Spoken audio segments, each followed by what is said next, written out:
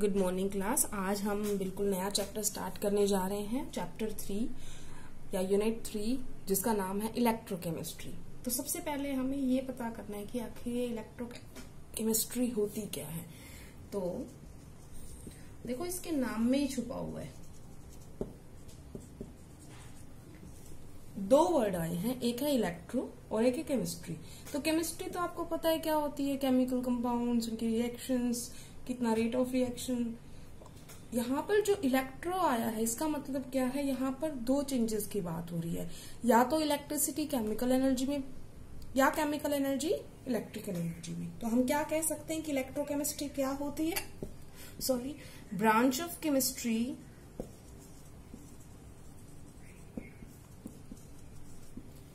which deals with electrochemical changes. तो जो electrical से केमिकल या केमिकल से इलेक्ट्रिकल दोनों आ जाएंगे इसमें, electrochemical changes is known as electrochemistry. अब बात करते हैं कि चलो ये पता चल गया कि हमें इलेक्ट्रोकेमिस्ट्री में इलेक्ट्रिकल से केमिकल एनर्जी में चेंजेस वाले या केमिकल से इलेक्ट्रिकल एनर्जी चेंजेस वाले पढ़ने हैं। अब हम इस चैप्टर में इसको थोड़ा सा और भी आप डिटेल में कर सकते हैं। आप पूरा अगर ये ना लिखना चाहें तो आप ये भी लिख सकते हैं कि इलेक्ट्रोकेमिकल चेंजेस, चलो हम इसको लिख ही देते हैं कि इलेक्ट्रोकेमिकल चेंजेस क्या है, ताकि आपको भी कंफ्यूज ना हो जाओ। जो मैंने यहाँ पर वर्ड लिखा है इलेक्ट्रोकेमिकल चेंजेस, इसका मतलब क्या है, इसका मतलब है दो change in which electrical energy is converted into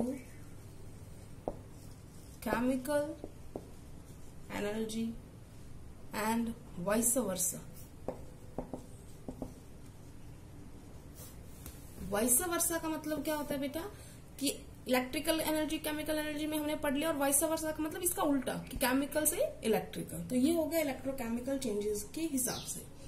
अगर हम चेंजेस की बात कर रहे हैं तो हमें फिर ये भी समझना पड़ेगा कि जो ये इलेक्ट्रोकेमिस्ट्री है, इसमें है क्या, इसमें करना क्या है हमें। तो देखो, सीधी सी बात है, इलेक्ट्रिसिटी से रिलेटेड है, तो हमें ये पता करना पड़ेगा कि कौन कंडक्टर्स होते हैं, कौन इंसुलेटर्स होते हैं। हालांकि आप ये फर्स्ट चैप्टर में पढ़ चुके हो, फिर भी एक बार हम दोबारा से उसको पढ़ लेते हैं। जैसे कितने सब्सटेंसेस होते हैं कंडक्टर। अगर हम कंडक्टिंग प्रॉपर्टी के हिसाब से बात करें, एक होते हैं कंडक्टर्स जो इलेक्ट्रिसिटी को कंडक्ट करते हैं, ठीक है ना, ये इलेक्ट्रिसिटी को कंडक्ट करते हैं। एक होते हैं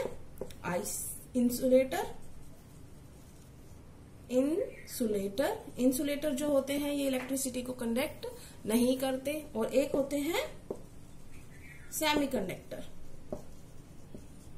सेमीकंडक्टर का आपने पढ़ा भी था सॉलिड के अंदर, जैसे सिलिकॉन, जर्मेनियम है, सेमीकंडक्टर है।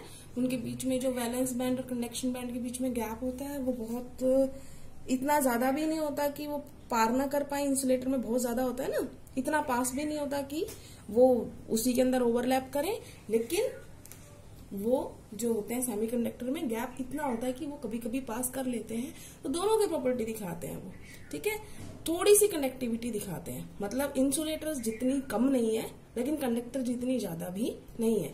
तो इनकी जो सेमीकंडक्टर की कंडक्टिविटी जो है, हमने इंक्रीज की थी क्या करके, डोपिंग करके। याद आया, पी टाइप एन टाइप, दो टाइप के बने थे ना, एक पी टाइप और एक एन टाइप सेमीकंडक्टर, ठीक है ना। तो इम्प्योरिटी डाल दी थी हमने, इस वजह से उस प्रोसेस को हम डोपिंग बोल रहे थे। तो ये हमारा कंडक्टर वाला हो गया।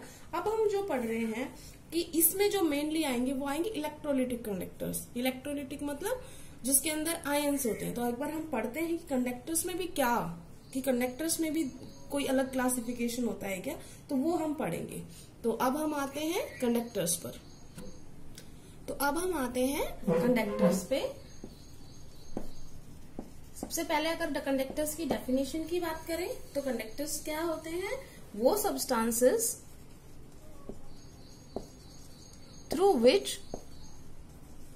सॉरी आपको दिखाई नहीं दिया, substances through which electricity can be passed easily, और आप सिंपल कह सकते हो substances which conducts electricity, simple. तो अब कंडक्टर्स की हम टाइप के हिसाब से पढ़ रहे हैं कि इसकी दो टाइप हो सकती है। किस हिसाब से बात कर रहे हैं हम कि उसके अंदर कैरियर कौन है। एक होता है क्लास 1 कंडक्टर, एक होता है क्लास 2 कंडक्टर। क्लास 1 कंडक्टर किसको बोल रहे हैं हम? मेटेलिक कंडक्टर्स को। मेटेलिक सॉलिड पढ़ा था ना आपने, इलेक्ट्रिसिटी कंडक्ट करते हैं वो। तो उसके अंदर कौन होता है पार्टिकल, या कौन होता है वो जिसकी वजह से मेटल्स के अंदर पॉसिबल है इन कंडक्शन का करना। इलेक्ट्रॉन्स पॉसिबल है ना, किसकी वजह से? इलेक्ट्रॉन्स की वजह से। इसका मतलब इनको हम क्या बोलते हैं? Electronic conductors. क्या बोलते हैं? Electronic conductors. अब हम आते हैं क्लास 2 में। जो क्लास 2 है उसको हम बोलते हैं इलेक्ट्रोलिटिक। कोई इलेक्ट्रोलिटिक बोल देता, कोई इलेक्ट्रोलाइटिक बोल देता, आप कुछ भी बोल सकते हो, इलेक्ट्रोलाइटिक या इलेक्ट्रोलिटिक।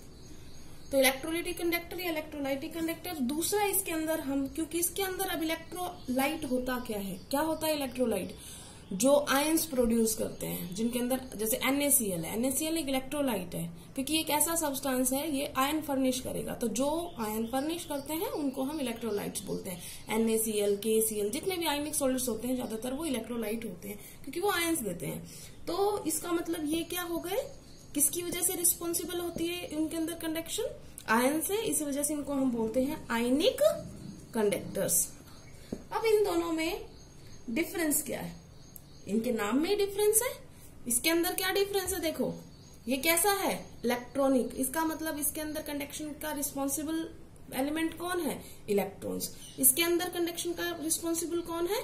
आयंस। ठीक है ना, कैटायंस या एनायंस जो भी होंगे वो आयंस मिलते हैं, उनको बोलते हैं।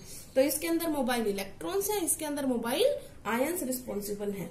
एग्जाम्पल आप दे सकते हैं, ठीक है, एग्जाम्पल दे दीजिए। फॉर एग्जाम्पल हमने इसका एग्जाम्पल लिया, जितनी भी मेटल्स आप ले लो, copper, silver, gold, sodium, magnesium, aluminium, कोई भी लिख दो आप, सारी मेटल है। इसके अंदर कोई भी आप आयनिक कंपाउंड लिख दो, NaCl, AgCl, CSO4। बेटा ये ध्यान रखना कि जो मैंने ये सारे बोले हैं, सॉलिड में कोई भी कंडक्शन नहीं दिखाएगा। क्यों नहीं दिखाएगा? क्योंकि वो बहुत स्ट्रांगली बॉन्डेड है। लेकिन इलेक्ट्रोलाइट का मतलब ही क्या होता है कि वो अपने सॉल्यूशन में आयंस फर्निश करे। जब उनका सॉल्यूशन बनाया जाए, उनको डिसोल्व किया जाए, तो वो आयंस में टूट जाए और उसकी वजह से कंडक्शन होता है। इस वजह से इनको हम आयनिक कंडक्टर्स बोलते हैं। जैसे हमने NaCl दिया, तो सिंपल NaCl अगर हमने सॉलिड लिखा ना तो ये कंडक्शन नहीं दिखाएगा। लेकिन अगर हमने NaCl एक्वस लिखा है तो ये कंडक्शन दिखाएगा। That is the difference. ठीक है ना, ये सिर्फ एक्वस में या मोल्टन या फ्यूज स्टेट में ही कंडक्शन दिखाते हैं। अब बात करते हैं कि क्या कंडक्टिविटी का इनके टेम्परेचर से फर्क पड़ता है। किसका, किसकी बात कर रही हूं मैं? मेटेलिक कंडक्टर की। इस वाले का, क्लास 1 का, अगर हम टेम्परेचर बढ़ाते हैं तो इनकी कंडक्टिविटी जो होती है वो डिक्रीज कर जाती है। ठीक है, रीजन क्या है? क्योंकि देखो इसके अंदर जो इलेक्ट्रॉन्स हैं, तो जब से जैसे टेम्परेचर बढ़ेगा वहां पे रैंडमनेस बढ़ जाएगी। अब रैंडमनेस बढ़ जाएगी तो एक तरीके से रास्ता रुकने लग गया ना, उसका रास्ता रुकने लग गया तो कंडक्टिविटी क्या हो जाएगी?